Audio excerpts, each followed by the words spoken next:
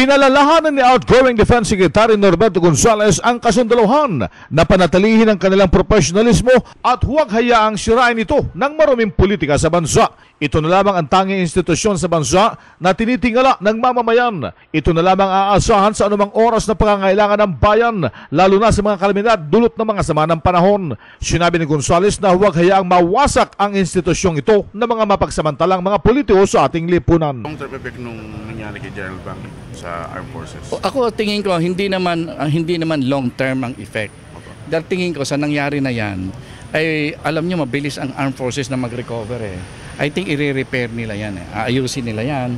Makikipag-usap sila ng gusto sa mga bagong namumuno. Kaya nga ang payo ko sa kanila, para kayong manatiling merong pakikinggan ng inyong sasabihin, remain united. No? Ito ba yung bata-bata system naging cost ng EDSA?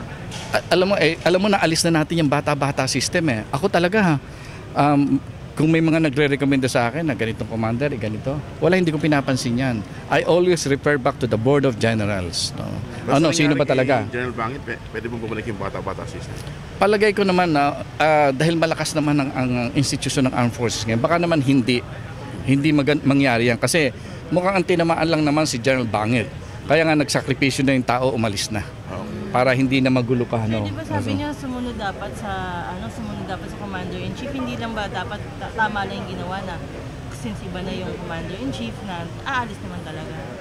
Alam mo si General Bangit naman, kung hiniling ng Commander-in-Chief na umalis siya, I don't think he will stay a second longer.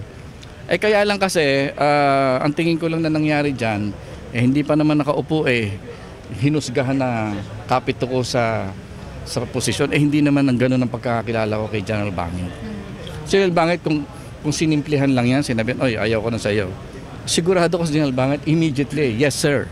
So mali yes, paraan, sir. Mali yung paraan ginawa sa mahirap nang magkuhan ngayon, no? Pero magusga ngayon di ba? Sir, nag-retire siya ng mas maaga?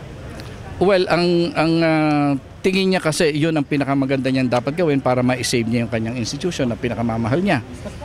Tingin ko tama rin yun. Nagmukha siyang sacrificial lamb talaga ng AFP. Siya nagmukhang sacrificial lamb ng AFP. Ayaw niyang aminin yun. Ayaw niyang aminin. Sabi niya hindi naman sakripisyo. Si outgoing Defense Secretary Norberto Gonzales, RH 911, being formento ng DCRH nationwide.